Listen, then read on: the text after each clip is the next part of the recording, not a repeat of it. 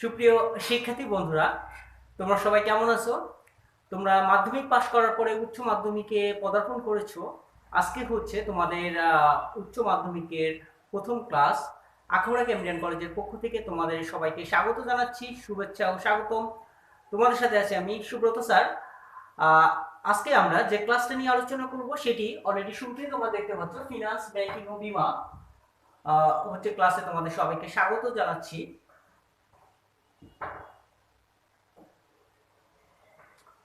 দেখো, যদিও তোমাদের সাথে আজকে প্রথম ক্লাস, তোমরা অনেকেই আমার সম্পর্কে জানো, আবার অনেকেই হচ্ছে অজানা। আমার নাম হচ্ছে সুব্রত কুমার ঘোষ, প্রভাষক, ফিনান্স, ব্যাংকিং ও বীমা, আখাউড়া কেমব্রিয়ান কলেজ। আর আমরা যে সাবজেক্টটা নিয়ে আলোচনা করব বা যে সাবজেক্টটা পড়তে যাব সেটি হচ্ছে ফিনান্স, ব্যাংকিং ও বীমা। প্রথম পত্র ফিনান্স, প্রথম পত্র হচ্ছে ফিনান্স, দ্বিতীয় পত্র হচ্ছে ব্যাংকিং ও বীমা। যেহেতু তোমরা হচ্ছে প্রথম বর্ষের শিক্ষার্থী, সেহেতু আমরা অবশ্যই প্রথম পত্র যে ফিনান্সটা রয়েছে সেটি সম্পর্কে আমরা আলোচনা করব। তাহলে দেখো, আমরা যে সাবজেক্টটা পড়বো সেটির বিষয়কোড হচ্ছে কত? 292। বিষয়কোড হচ্ছে কত? 292। আর আমাদের যে সাবজেক্টের নাম হচ্ছে ফিনান্স, ব্যাংকিং ও বীমা, প্রথম পত্র হচ্ছে ফিনান্স। তাহলে শিক্ষার্থী বন্ধুরা, তোমরা অনেকেই 9-10 যাদের হচ্ছে বিজনেস ফ্যাকাল্টির স্টুডেন্ট ছিলে, তাদের অবশ্যই এই ফিনান্স, ব্যাংকিং ও বীমা অধ্যায়টি ছিল। এই অধ্যায়ের সাথে অনেকেই পরিচিত রয়েছে, আবার অনেকের কাছে অপরিচিত। কিন্তু পরিচিত আর অপরিচিত যাই হোক না কেন, তোমাদের সবার কাছে এই সাবজেক্টটা আমি এমনভাবে উপস্থাপন করব, খুবই সহজ বলে মনে হবে। শিক্ষার্থী বন্ধুরা, অবশ্যই অবশ্যই তোমরা আমার ক্লাসগুলো মনোযোগ দিয়ে করবে। আর যদি কারো কোনো প্রবলেম থাকে তাহলে অবশ্যই আমাকে বলবে যে স্যার এই বিষয়টা আমরা বুঝতে পারছি না। তাহলে দেখে নেওয়া যাক আমাদের আজকে আমরা কোন কোন বিষয় নিয়ে আলোচনা করতে যাচ্ছি। শিকনফল, অর্থাৎ শিক্ষার্থী বন্ধুরা, আমরা আজকে যে টপিকটা নিয়ে আলোচনা করব বা আজকের ক্লাস শেষে আমরা কোন কোন বিষয়গুলো শিখতে পারবো এটাকে বলা হচ্ছে শিকনফল। অর্থাৎ ফিনান্স, ব্যাংকিং ও বীমা প্রথম পত্রের অধ্যায়গুলো সম্পর্কে জানতে পারবে। সরি, এখানে একটু হচ্ছে হয়ে গেছে, তার মধ্যে ফিনান্স, ব্যাংকিং ও বীমা প্রথম পত্রের সিলেবাস সম্পর্কে জানতে পারবে। তার মানে হচ্ছে আমরা কোন কোন বিষয় জানতে পারবো? যে ফিনান্স, ব্যাংকিং ও বীমা প্রথম পত্রের যে অধ্যায়গুলো রয়েছে সেই অধ্যায়গুলো সম্পর্কে আমরা জানতে পারবো, এবং আমাদের এই যে ফিনান্স অধ্যায়ের, অর্থাৎ এই ফিনান্স সাবজেক্টটার কোন কোন অধ্যায়গুলো রয়েছে এবং সিলেবাসে কি রয়েছে, সিলেবাস সম্পর্কিত এবং মানবন্টন সম্পর্কে আমরা জানতে পারবো। দেখো শিক্ষার্থী বন্ধুরা, অধ্যায় প্রথম হচ্ছে অর্থায়নের সূচনা। তাহলে আমাদের যে সাবজেক্টটা আমরা পড়তে যাব ফিনান্স, ব্যাংকিং ও বীমা, প্রথম পত্র হচ্ছে ফিনান্স। এর যে অধ্যায় প্রথম রয়েছে সেটি হচ্ছে কি? অর্থায়নের সূচনা। অর্থাৎ এই যে অর্থায়নের কিভাবে সূচনা হলো, অর্থায়ন শুরু কবে থেকে, অর্থাৎ প্রাচীনকালে মানুষ কিভাবে বসবাস করত এবং সেখান থেকে কিভাবে আধুনিক সভ্যতায় রূপান্তর হলো, এবং আগের আমলে অর্থাৎ পূর্বের আমলে কিভাবে দ্রব্য বিনিময় করা হতো, অর্থাৎ এই সংক্রান্ত বিষয়গুলো নিয়েই আজকের এই যে প্রথম অধ্যায় রয়েছে অর্থায়নের সূচনা। শিক্ষার্থী বন্ধুরা, অর্থায়নের সূচনা এবং আর্থিক বাজারের বিভিন্ন দিক সমূহ, অর্থাৎ প্রথম এবং দ্বিতীয় অধ্যায়, এই দুইটা অধ্যায় রয়েছে থিওরি, আর বাকি যে অধ্যায়গুলো রয়েছে সবগুলো অঙ্ক রয়েছে। তোমাদের হিসাব, তোমাদের ফিনান্স, ব্যাংকিং ও বীমা প্রথম পত্রের যে বইটি রয়েছে, এই বইয়ে মাত্র অধ্যায় রয়েছে 9টি। 9টি থেকে প্রথম দুইটি অধ্যায় রয়েছে, একটি হচ্ছে অর্থায়নের সূচনা, দ্বিতীয়টি হচ্ছে আর্থিক বাজারের আইনগত দিক সমূহ। এই দুইটা অধ্যায় আমাদের থিওরি রয়েছে, অর্থাৎ এই দুইটা অধ্যায় কোনো ধরনের অঙ্ক নেই। অর্থাৎ আমার টোটাল হচ্ছে প্রশ্ন আসবে 9টি। 9টি থেকে উত্তর দিতে হবে কয়টি? 7টি। আমরা পরবর্তী স্লাইডে আরো ডিটেইলস আলোচনা করব। কিন্তু এই যে প্রথম অধ্যায় এবং দ্বিতীয় অধ্যায়, এই যে দুইটি অধ্যায় রয়েছে, এই দুইটি অধ্যায় হচ্ছে থিওরি। শুধুমাত্র এই দুইটা অধ্যায়ে কোনো ধরনের ম্যাথমেটিক্যাল টার্ম নেই, অর্থাৎ আমরা এই দুটো অধ্যায় ভালোভাবে পড়বো। কারণ যে সময় আমরা অঙ্কে যদি কোনো একটা প্রবলেম দেখা দিতে পারে, তার ব্যতিক্রম হিসেবে আমরা তখন হচ্ছে থিওরি উত্তর করব। তাহলে শিক্ষার্থী বন্ধুরা, প্রথম অধ্যায়টিকে হচ্ছে কি? অর্থায়নের সূচনা। দেখো হচ্ছে আমি কিছু ছবি হচ্ছে তোমাদের সুবিধার জন্য অ্যাড করে দিয়েছি। দেখো আসলে এই যে অর্থায়নের সূচনাটা কিভাবে কি, দেখো আমরা অর্থায়ন অর্থাৎ টাকা গণনা করছে দেখতে পাচ্ছি, বা বিভিন্ন ধরনের, অর্থাৎ আগের যে হচ্ছে মুদ্রাগুলো ছিল সেগুলো সম্পর্কে আমরা দেখতে পাচ্ছি। বর্তমান সময়ে টাকা দেখতে পাচ্ছি, অর্থাৎ বিভিন্ন হচ্ছে কার্ড দেখতে পাচ্ছি। তারপরে দেখো দ্বিতীয় অধ্যায় হচ্ছে আর্থিক বাজারের আইনগত দিক সমূহ। আর্থিক বাজারের আইনগত দিক সমূহ। তাহলে শিক্ষার্থী বন্ধুরা, প্রথম অধ্যায় হচ্ছে অর্থায়নের সূচনা, দ্বিতীয় অধ্যায় হচ্ছে আর্থিক বাজারের আইনগত দিক সমূহ, অর্থাৎ এই যে আর্থিক বাজার রয়েছে এই আর্থিক বাজারের কোন কোন আইন রয়েছে এই যে আইনগত দিক সমূহ নিয়ে আলোচনা করা হয়েছে দ্বিতীয় অধ্যায়। এবার দেখো দ্বিতীয় অধ্যায় দিকে খেয়াল করো, অর্থাৎ আমরা দেখো সিকিউরিটিজ এন্ড এক্সচেঞ্জ কমিশন দেখতে পাচ্ছি, আইডিআরএ দেখতে পাচ্ছি, তারপর হচ্ছে এমআরএ দেখতে পাচ্ছি অর্থাৎ মাইক্রো ক্রেডিট রেগুলেটরি অথরিটি যেটি সেটি দেখতে পাচ্ছি, এবং আমরা বিভিন্ন একটা ছবি দেখতে পাচ্ছি। অর্থাৎ আর্থিক যে সংক্রান্ত বাজার রয়েছে সেই আর্থিক বাজারের একটি প্রতিচ্ছবি আমি তোমাদের মাধ্যমে তুলে দিয়েছি, কারণ তোমরা যখন এই প্রতিচ্ছবিটা অর্থাৎ এই ছবির মাধ্যমে হচ্ছে ধারণ করতে পারবে তখন অবশ্যই বিষয়টা তোমাদের কাছে খুবই সহজ এবং মনে রাখার একটি কৌশল হিসেবে অবলম্বন করা হবে।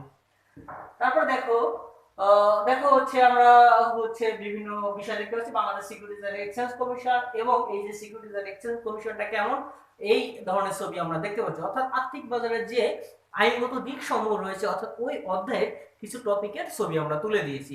তার মানে শিক্ষার্থী বন্ধুরা তোমরা অবশ্যই বলতে পারবে যে আর্থিক বাজারের আইনগত দিক সমূহের মধ্যে কোন কোন টপিক এর ভিতরে অন্তর্ভুক্ত রয়েছে। তারপর দেখো ঢাকা স্টক এক্সচেঞ্জ এবং হচ্ছে চিটাগাং স্টক এক্সচেঞ্জ, আমরা অবশ্যই হচ্ছে শেয়ার বাজার সম্পর্কে যখন আমরা আলোচনা করব অর্থাৎ আর্থিক বাজারের আইনগত দিক সমূহ, এখানে বাংলাদেশে দুইটি শেয়ার বাজার রয়েছে। কয়টি? দুইটি। একটি হচ্ছে প্রথমত হচ্ছে ঢাকা স্টক এক্সচেঞ্জ লিমিটেড, দ্বিতীয়ত হচ্ছে চট্টগ্রাম স্টক এক্সচেঞ্জ লিমিটেড।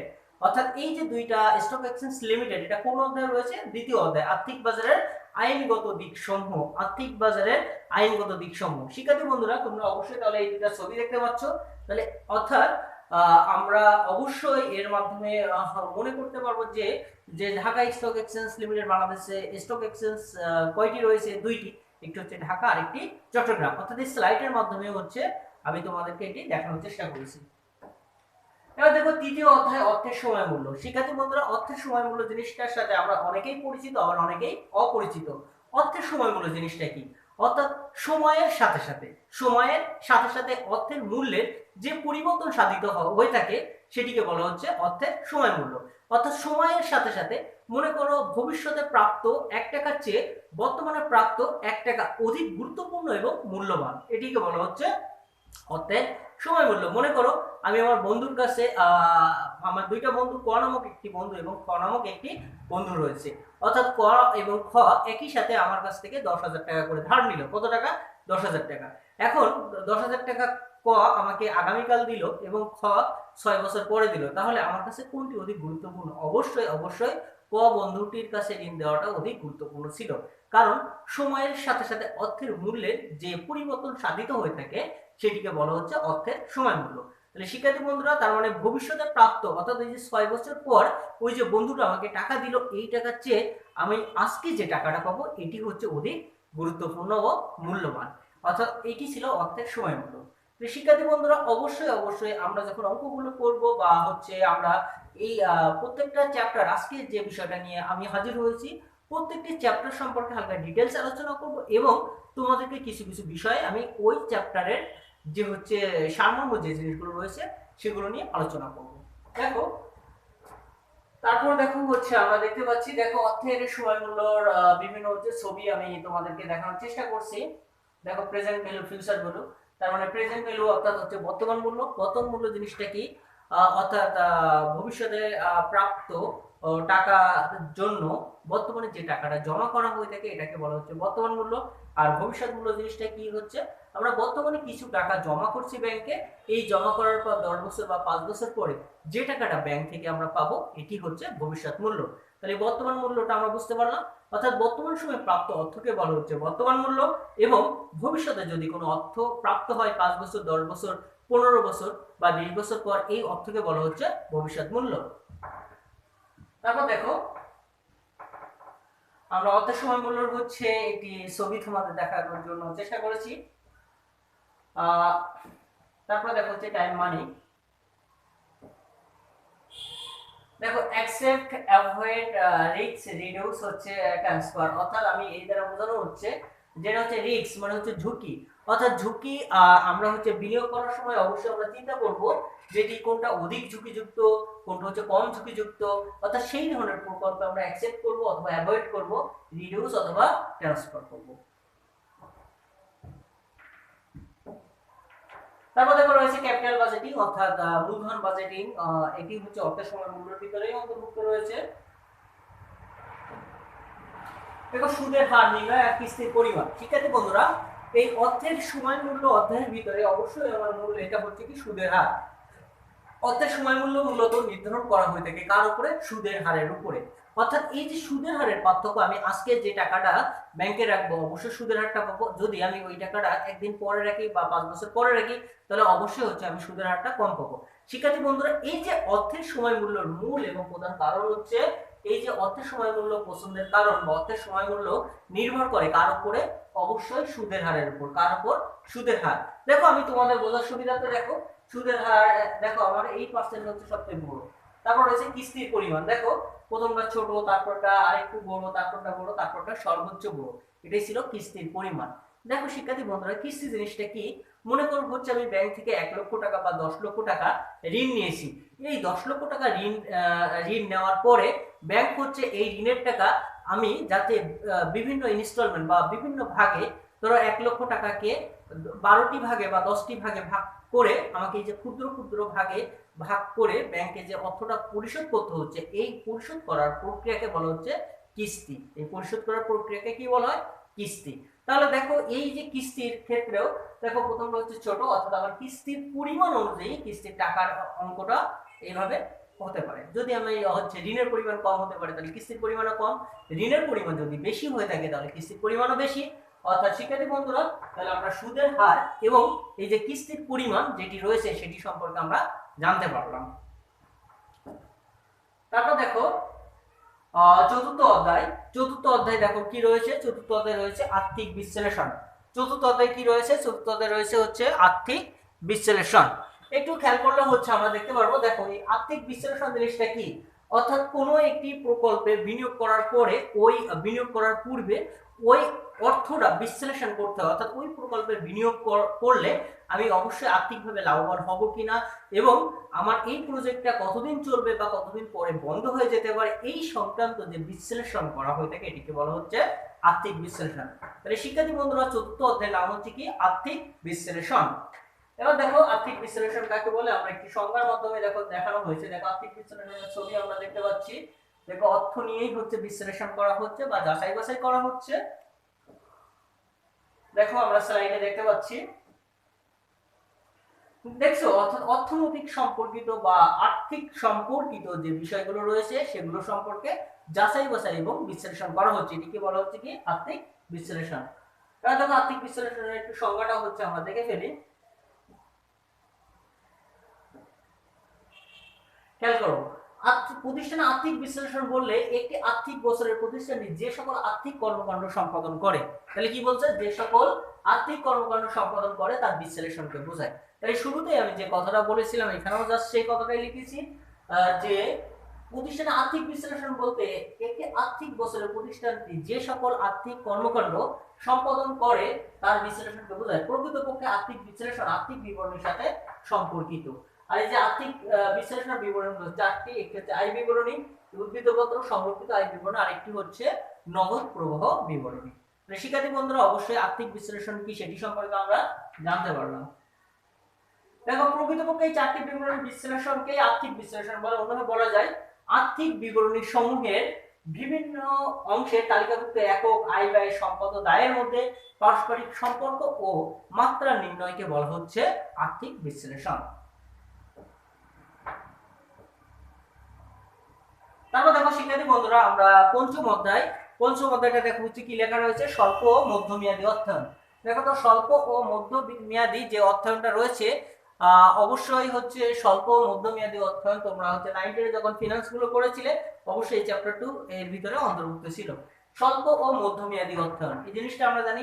স্বল্প মেয়াদী অর্থায়নটা হচ্ছে কি? যে অর্থায়ন 1 বছরের কম সময়ের জন্য করা হয়ে থাকে সেটাকে বলা হচ্ছে স্বল্প মেয়াদী অর্থায়ন। এবং পক্ষান্তরে মধ্যমেয়াদী অর্থায়নটা হচ্ছে কি, যেটি 1 বছরের বেশি এবং 5 বছরের কম সময়ের জন্য অর্থায়ন করা হয়ে থাকে বা অর্থটা সংগ্রহ করা হয়ে থাকে, সেটাকে বলা হচ্ছে কি মধ্যমেয়াদী অর্থায়ন। তাহলে দেখো তো আমরা পঞ্চম অধ্যায়টা কি রয়েছে, স্বল্প ও মধ্যমেয়াদী অর্থায়ন।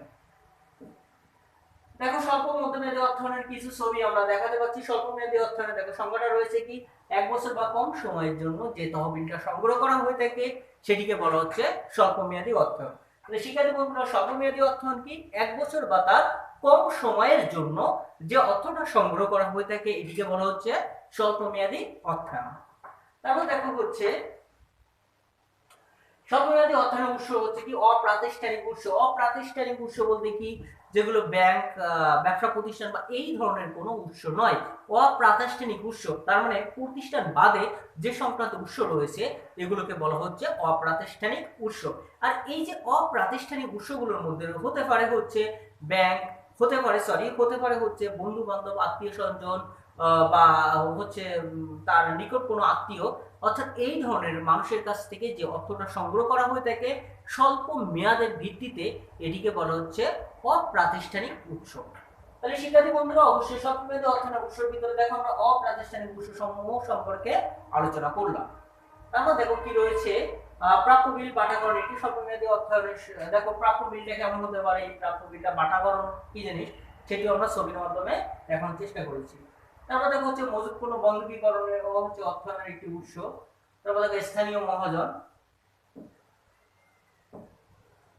তারপর দেখো হচ্ছে ব্যবসায়ী ঋণ। এই ছিল হচ্ছে পঞ্চম অধ্যায় নিয়ে আলোচনা। এবার আমরা আলোচনা করব ষষ্ঠ অধ্যায়, কি বলছে, দীর্ঘমেয়াদী অর্থায়ন। দীর্ঘমেয়াদী অর্থায়ন, তাহলে দেখো আমরা স্বল্প ও মধ্যমেয়াদী অর্থায়ন সম্পর্কে জানলাম। যে অর্থায়নটা 0 থেকে 1 বছরের মধ্যে অর্থটা সংগ্রহ করতে হয়, যার মেয়াদটা 0 থেকে 1 বছর, এটি হচ্ছে স্বল্প মেয়াদী। মধ্যমেয়াদী হচ্ছে কি 1 বছর থেকে 5 বছর, এটি হচ্ছে মধ্যমেয়াদী। আর দীর্ঘমেয়াদী অর্থায়নটা কি, যার মেয়াদকাল 5 বছরের বেশি, অর্থাৎ কি 5 বছরের কম নয়, সেটি হচ্ছে দীর্ঘমেয়াদী অর্থায়ন। সাধারণত বিভিন্ন ধরনের কোম্পানিরা এই অর্থায়ন করে থাকে, অর্থাৎ বন্ডের মাধ্যমে অর্থায়নটা সংগ্রহ করে থাকে। বিভিন্ন ধরনের কোম্পানি বা সরকার এই বন্ডের মাধ্যমে অর্থটা সংগ্রহ করা হয়ে থাকে, এটি হচ্ছে কি দীর্ঘমেয়াদী অর্থায়ন। শিক্ষার্থী বন্ধুরা, আমরা খুব সহজভাবে বুঝতে পারি যে দীর্ঘমেয়াদী অর্থায়নটা কি, অর্থাৎ দীর্ঘ সময়ের জন্য যে অর্থটা সংগ্রহ করা হয়ে থাকে সেটিকে বলা হচ্ছে অবশ্যই দীর্ঘমেয়াদী অর্থায়ন। তাহলে অবশ্যই ষষ্ঠ অধ্যায় হচ্ছে কোন চ্যাপ্টারটা নিয়ে আলোচনা করা হলো, দীর্ঘমেয়াদী অর্থায়ন। তারপরে দেখো দীর্ঘমেয়াদী যে কর্পোরেট বন্ড, জনতা ব্যাংক কর্পোরেট বন্ড হচ্ছে যেমন সরকার কর্তৃক ইস্যু করা হয়ে থাকে। বাংলাদেশ ব্যাংকের অনুমতি নিয়ে সরকার কর্তৃক, অর্থাৎ বাংলাদেশ ব্যাংক সরকারের অনুমতি নিয়ে বাংলাদেশ ব্যাংক যে বন্ড ইস্যু করে থাকে সেটি হচ্ছে কর্পোরেট বন্ড, যেটিকে বলা হচ্ছে সরকারি বন্ড। তারপর হচ্ছে জনতা ব্যাংকের মাধ্যমে, তারপর দেখো ট্রেজারি বন্ড, তারপর দেখো হচ্ছে বৈদেশিক বন্ড, তারপর দেখো হচ্ছে দীর্ঘমেয়াদী অর্থায়নের যে হাতিয়ারগুলো ছিল সেগুলো সম্পর্কে, অর্থাৎ দীর্ঘমেয়াদী অর্থায়নটা বন্ড, সাধারণ শেয়ার, অগ্রাধিকার শেয়ার। তার মানে অর্থাৎ আমরা বিভিন্ন ধরনের বন্ড, সাধারণ শেয়ার, অগ্রাধিকার শেয়ার সম্পর্কে নিয়ে আলোচনা করব হচ্ছে কততম অধ্যায়, ষষ্ঠ অধ্যায়। শিক্ষার্থী বন্ধুরা, সপ্তম অধ্যায় দেখো, অধ্যায় সপ্তম লেখা আছে কি মূলধন ব্যয়। সপ্তম অধ্যায় কি রয়েছে, মূলধন ব্যয়।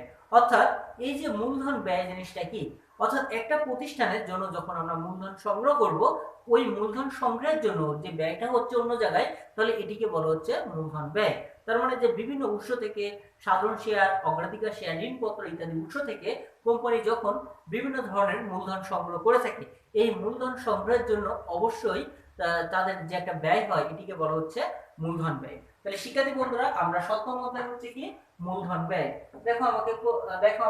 আমরা ছবির মাধ্যমে দেখতে পাচ্ছি, দেখো অর্থটা সংগ্রহ করছে, অর্থাৎ এই অর্থ সংগ্রহের জন্য যে ব্যয়টা নির্বাহ করা হয়ে থাকে এটিকে বলা হচ্ছে মূলধন ব্যয়। অর্থাৎ দেখো মূলধন ব্যয়, দেখো আমি সংখ্যাটা বলার চেষ্টা করেছি। দীর্ঘমেয়াদী প্রকল্পের বিনিয়োগের জন্য বিভিন্ন দীর্ঘমেয়াদী উৎস থেকে সংগৃহীত মূলধনের গড় ব্যয়কে মূলধন বলা হয়। তার মানে কি বলছে, দীর্ঘমেয়াদী প্রকল্প বিনিয়োগের জন্য বিভিন্ন দীর্ঘমেয়াদী উৎস থেকে, আমি শুরুতে বলেছি সাধারণ শেয়ার, অগ্রাধিকার শেয়ার, ঋণপত্র ইত্যাদি, এই যে দীর্ঘমেয়াদী উৎস থেকে অর্থ সংগ্রহ করার জন্য যে ব্যয়টা নির্বাহ করা হয়ে থাকে সেটিকে বলা হচ্ছে কোন ব্যয়? সেটিকে বলা হচ্ছে মূলধন ব্যয়। দেখো অধ্যায় অষ্টম হচ্ছে মূলধন বাজেটিং ও বিনিয়োগ সিদ্ধান্ত। মূলধন বাজেটিং ও বিনিয়োগ সিদ্ধান্ত। শিক্ষার্থী বন্ধুরা, আমরা অবশ্যই বাজেট জিনিসটা কি জানি। ধরো মনে করো আমার কাছে 500 টাকা রয়েছে, এই 500 টাকা দিয়ে আমি কোনো বাজারে যাওয়ার পরে দেখলাম এই 500 টাকার মধ্যেই হচ্ছে আমাকে কি করতে হবে, এই বাজারটা কমপ্লিট করতে হবে। এটি ছিল আমার কাছে বাজেট। অর্থাৎ এই মূলধন বাজেটিং হচ্ছে কোনো একটা প্রকল্পে বিনিয়োগ করার পূর্বে, অর্থাৎ কি বলছে, কোনো একটি প্রকল্পে বিনিয়োগ করার পূর্বে অবশ্যই আমাকে ক্যালকুলেশন করে দেখতে হবে ওই প্রকল্পে বিনিয়োগ করা কি যুক্তিযুক্ত, না ওই প্রকল্পে বিনিয়োগ করা কি যুক্তিযুক্ত, না প্রকল্পে বিনিয়োগ করা যুক্তিযুক্ত, বা ওই প্রকল্পে যদি আমি বিনিয়োগ করে থাকি তাহলে অবশ্যই আমার অর্থটা ফেরত পাবো কিনা এবং কতটুকু পরিমাণে লাভ করতে পারবো। অর্থাৎ এই সংক্রান্ত যে বিচার বিশ্লেষণ করা হয়ে থাকে এটি হচ্ছে মূলধন বাজেটিং ও বিনিয়োগ সিদ্ধান্ত। তাহলে শিক্ষার্থী বন্ধুরা, অবশ্যই আমরা বুঝতে পেরেছি মূলধন বাজেটিং ও বিনিয়োগ সিদ্ধান্ত জিনিসটা কি। তারপর দেখো আমরা আলোচনা করব, এরকম হচ্ছে মূলধন বাজেটিং হলো এমন একটি প্রক্রিয়া, এমন একটি যেখানে দীর্ঘমেয়াদী বিনিয়োগ সিদ্ধান্ত আয় ব্যয় প্রাক্কলন করে, তার মানে আয় এবং ব্যয়, অর্থাৎ আমার ব্যয় হচ্ছে 10 টাকা, ওখান থেকে আয় হচ্ছে যদি হচ্ছে 12 টাকা, তাহলে অবশ্যই আমরা ওই ধরনের প্রকল্পে বিনিয়োগ করব। আর যদি দেখি ব্যয় হচ্ছে 20 টাকা, আয় হচ্ছে 15 টাকা, তাহলে কি ওই ধরনের প্রকল্পে কখনো বিনিয়োগ করা যুক্তিযুক্ত হবে? এই যে বিচার বিশ্লেষণ করে ওই প্রকল্পে বিনিয়োগ করার নামকে বলা হচ্ছে শিক্ষার্থী বন্ধুরা মূলধন বাজেটিং ও বিনিয়োগ সিদ্ধান্ত। তাহলে তারপর দেখো যে সম্পত্তির যে পুনর্স্থাপন বা প্রকল্প প্রণয়ন। দেখো অধ্যায় 9 ঝুঁকি ও মুনাফার হার। ঝুঁকি ও মুনাফার হার অর্থাৎ তোমাদের ফিনান্স, ব্যাংকিং ও বীমা প্রথম পত্রের যে সাবজেক্টটা রয়েছে ফিনান্স, এর সর্বশেষ চ্যাপ্টারের নাম হচ্ছে কি ঝুঁকি ও মুনাফার হার। তাহলে শিক্ষার্থী বন্ধুরা, এই যে ঝুঁকি ও মুনাফার হার জিনিসটা অবশ্যই আমরা অনেকেই জানি বা আমরা আজকে নিয়ে আলোচনা করবো। খেয়াল করো, ঝুঁকি জিনিসটা হচ্ছে কি অনিশ্চয়তা হতে যে ক্ষতির সৃষ্টি হতে পারে তাই ঝুঁকি। অনিশ্চয়তা থেকে যে ক্ষতির সৃষ্টি হয়ে থাকে সেটি হচ্ছে কি ঝুঁকি। তারা বলছে যে আবিধানিক অর্থে ঝুঁকি বলতে আর্থিক ক্ষতি, বিপদ বা যা কিছু হারানোর সম্ভাবনাকে বলা হচ্ছে ঝুঁকি। সুতরাং প্রত্যাশা থেকে বিচ্যুতির যে সম্ভাবনা থাকে তাই হচ্ছে মূলত ঝুঁকি। অর্থাৎ আমার প্রত্যাশা রয়েছে, মনে করো আমি একটা হচ্ছে ব্যবসা করলাম, এই ব্যবসায় হচ্ছে আমার যে প্রত্যাশা রয়েছে আমাকে 10 কোটি টাকা লাভ হবে, বা 10 কোটি টাকা বিনিয়োগ করার পরে 1 কোটি টাকা লাভ হবে, বা হচ্ছে 1 লক্ষ টাকা লাভ হবে। এখন এটা ছিল আমার প্রত্যাশা, কিন্তু ওখানে লাভ হয়েছে খুবই অল্প পরিমাণে। এই যে প্রত্যাশা, অর্থাৎ আমার প্রত্যাশার চেয়ে যে ত্রুটি বা বিচ্যুতি যেটি দেখা যাচ্ছে এটাকে বলা হচ্ছে ঝুঁকি। দেখো একজন হচ্ছে লেখকের মতে বলা হয়েছে কোন বিনিয়োগ থেকে প্রকৃত প্রাপ্তি অপেক্ষা পূর্বাভাসকৃত প্রাপ্তি কম হওয়া সম্বন্ধে বলা হচ্ছে ঝুঁকি। তারপর হচ্ছে ওয়েস্টার্ন এন্ড ব্রিঘামের মতে প্রতিকূল কোনো ঘটনা ঘটার সম্ভাবনা হচ্ছে ঝুঁকি। প্রতিকূল মানে কি আমার নেগেটিভ, অনুকূল মানে কি পজিটিভ, আর প্রতিকূল মানে কি আমার নেগেটিভ। অর্থাৎ বলছে যে প্রতিকূল কোনো ঘটনা ঘটার সম্ভাবনাকে বলা হচ্ছে কি ঝুঁকি। দেখো বলছে যে যেমন একটি কোম্পানি প্রত্যাশা করে চলতি বছর শেষে 20% হারে নেট মুনাফা করবে, কিন্তু প্রকৃতপক্ষে দেখা গেল নেট মুনাফার হার হলো 15%, এক্ষেত্রে 5% বিচ্যুতি, যার মধ্যে ঝুঁকি জড়িত রয়েছে। শিক্ষার্থী বন্ধুরা দেখো আমি স্লাইডগুলো এমনভাবে সাজিয়েছি যাতে তোমরা পুরো ডিটেলস এই বিষয়টা সম্পর্কে আলোচনা করতে পারো। অর্থাৎ যে চ্যাপ্টারটা নিয়ে আলোচনা করব সেই প্রত্যেকটা চ্যাপ্টার সম্পর্কে তোমরা যে সারমর্মগুলো রয়েছে বা এই চ্যাপ্টারটা কি বা এই চ্যাপ্টারটা কোন ধরনের হতে পারে এগুলো সম্পর্কে যাতে তোমরা বিস্তারিত বলতে পারো সে সম্পর্কে কিন্তু আমি পুরো স্লাইডগুলো, পুরো ক্লাস জুড়ে স্লাইডটা এইভাবে সাজিয়েছি। তারপর দেখো সম্পত্তিগত ঝুঁকি কেমন হতে পারে, অর্থাৎ আমার সম্পত্তির হাত থেকে যে হচ্ছে যে দেখো কোন একটা সম্পদ হচ্ছে পুড়ে যাচ্ছে বা এই যে সম্পত্তি রয়েছে এই সম্পদের যে ঝুঁকিগুলো রয়েছে। দেখো ব্যক্তিগত ঝুঁকি কি, আমরা বিভিন্ন ছবির মাধ্যমে দেখতে পাচ্ছি যে ব্যক্তিগত ঝুঁকি কেমন ধরনের হতে পারে। এরকম হচ্ছে একজন ভ্রমণ করতে যাচ্ছে আর একজন পাহাড়ের উপরে উঠছে, তার মানে কি যে কোনো সময় দুর্ঘটনা ঘটার সম্ভাবনা বেশি রয়েছে। তার মানে এটি ছিল একটি হচ্ছে ব্যক্তিগত ঝুঁকি। দুটোই যে ছবিগুলো আমরা দেখতে পাচ্ছি এই দুটি হচ্ছে কোন ধরনের ব্যক্তিগত ঝুঁকি। তারপর দেখো উৎপাদন ঝুঁকি, অর্থাৎ আমরা একটা গার্মেন্টস ফ্যাক্টরি পণ্যদ্রব্য উৎপাদন করার সময় যে ধরনের ঝুঁকির সম্মুখীন হয়ে থাকি সেটি কি বলা হচ্ছে কোন ঝুঁকি, উৎপাদন ঝুঁকি। তারপর দেখো প্রাকৃতিক ঝুঁকি, যে প্রাকৃতিক অর্থাৎ প্রাকৃতিক যে সংক্রান্ত দুর্যোগ রয়েছে এই দুর্যোগের ফলে যে ঝুঁকির সম্মুখীন হয়ে থাকি এটাকে বলা হচ্ছে কি ঝুঁকি, প্রাকৃতিক ঝুঁকি। তারপর দেখো অর্থনৈতিক ভাবে ঝুঁকির যে সম্মুখীন হয়ে থাকি সেটা হচ্ছে অর্থনৈতিক ভাবে ঝুঁকি। এবার শিক্ষার্থী বন্ধুরা আমরা অধ্যায়গুলো সম্পর্কে জানলাম। অধ্যায়গুলো তোমরা আমার সাথে সাথে আবার একটু রিভিশন দাও। প্রথম অধ্যায় হচ্ছে অর্থনীতির সূচনা, দ্বিতীয় অধ্যায় হচ্ছে আর্থিক বাজারের বিভিন্ন আইনগত দিক সমূহ, তৃতীয় অধ্যায় হচ্ছে অর্থের সময় মূল্য, চতুর্থ অধ্যায় হচ্ছে আর্থিক বিশ্লেষণ, পঞ্চম অধ্যায় হচ্ছে স্বল্প মধ্যমেয়াদী অর্থায়ন, ষষ্ঠ অধ্যায় হচ্ছে দীর্ঘমেয়াদী অর্থায়ন, সপ্তম অধ্যায় হচ্ছে মূলধন ব্যয়, অষ্টম অধ্যায় হচ্ছে মূলধন বাজেটিং ও বিনিয়োগ সিদ্ধান্ত, নবম অধ্যায় হচ্ছে ঝুঁকি ও মুনাফার হার। শিক্ষার্থী বন্ধুরা আমার সাথে সাথে তোমরা অধ্যায়গুলো অবশ্যই মুখস্থ করে ফেলবে এবং আমরা যে অধ্যায়টি পড়ব সেটি হচ্ছে যে বইটি পড়ব সেই যে বইটির অর্থাৎ ফিনান্সের বিষয়গুলো হচ্ছে 292। তাহলে শিক্ষার্থী বন্ধুরা এবার আমরা সিলেবাস ও মানবন্টন সম্পর্কে আলোচনা করব। মোট 9টি অধ্যায় রয়েছে। আমরা শুরুতেই সেই 9টি অধ্যায় সম্পর্কে আমরা এখন জানি। তারপর রয়েছে দেখো সৃজনশীল প্রশ্ন আসবে। 11টি প্রশ্নের মধ্যে 7টি প্রশ্নের উত্তর দিতে হবে। তার মানে এই 9টি অধ্যায় থেকে অবশ্যই আমাকে কয়টি প্রশ্ন আসবে? 11টি প্রশ্নের মধ্যে কয়টি প্রশ্নের উত্তর দিতে হবে? যে কোনো 7টি প্রশ্নের উত্তর দিতে হবে। সময় হচ্ছে 2 ঘন্টা 30 মিনিট আর বহু নির্বাচনী প্রশ্ন হচ্ছে 30টি আসবে এবং এই 30টির উত্তর দিতে হবে। তাহলে শিক্ষার্থী বন্ধুরা আমরা আজকে কিন্তু টোটাল আমরা যে হচ্ছে ফার্স্ট ইয়ারের বইটি সম্পর্কে যে কয়টি অধ্যায় রয়েছে এবং এই অধ্যায়গুলো সম্পর্কে বিস্তারিত আলোচনা করলাম। আশা করি তোমরা সবাই বুঝতে পেরেছো এবং সিলেবাস ও মানবন্টন সম্পর্কে আলোচনা করা হলো। এবার একটু চলে আসি শিক্ষার্থী বন্ধুরা সৃজনশীল প্রশ্নে। একটি সৃজনশীল প্রশ্নে 4টি পার্ট থাকে, ক খ গ ঘ। কয়টি পার্ট থাকে? 4টি, ক খ গ ঘ। তোমরা অনেকেই এই পার্টগুলোর নাম জানো, আবার অনেকেই জানো না। দেখো ক নম্বরে বলা হচ্ছে জ্ঞানমূলক প্রশ্ন, ঘতে বলা হচ্ছে অনুধাবনমূলক, ঘতে বলা হচ্ছে প্রয়োগমূলক, ঘতে বলা হচ্ছে উচ্চতর দক্ষতা। তাহলে দেখো শিক্ষার্থী বন্ধুরা জ্ঞানমূলক হচ্ছে এক কথায়, খ হচ্ছে অনুধাবনমূলক, আর একটু ডিটেলস লিখতে হবে, গ হচ্ছে প্রয়োগমূলক, ঘ হচ্ছে উচ্চতর দক্ষতা। তার মানে আমার 1 2 3 4, তার মানে এখানে কয়টি পার্ট থাকবে? 4টি পার্ট। এই 4টি পার্ট থেকে সৃজনশীল প্রশ্নের আমার উত্তর করতে হবে। তাহলে শিক্ষার্থী বন্ধুরা আমরা অবশ্যই সৃজনশীল প্রশ্ন সম্পর্কে আমরা জানতে পেরেছি। তাহলে আমরা আমাদের যে ফার্স্ট ইয়ারের অর্থাৎ প্রথম ক্লাস যেটি হলো শিক্ষার্থী বন্ধুরা আমরা অবশ্যই আমাদের সাবজেক্টটা সম্পর্কে বেসিক নলেজ অর্জন করলাম এবং আমাদের যে সিলেবাস কোন ধরনের হতে পারে এবং কয়টি প্রশ্ন আসবে, কয়টি অধ্যায় রয়েছে, কয়টি প্রশ্নের উত্তর দিতে হবে, এগুলো সম্পর্কে আমরা অবশ্যই বিস্তারিত আলোচনা করেছি। শিক্ষার্থী বন্ধুরা আশা করি তোমরা সবাই এগুলো বুঝতে পেরেছো। তাহলে ঠিক আছে, ধন্যবাদ সবাইকে। সবাইকে আবারও শুভেচ্ছা জানাচ্ছি আখাউড়া ক্যাম্ব্রিয়ান কলেজের পক্ষ থেকে এবং সকল বিজনেস ফ্যাকাল্টির স্টুডেন্টকে আমার পক্ষ থেকে শুভেচ্ছা জানাচ্ছি। আজকের মতো ক্লাস এখানেই শেষ করছি। ধন্যবাদ সবাইকে। সবাই সে পর্যন্ত ভালো থাকবে, সুস্থ থাকবে।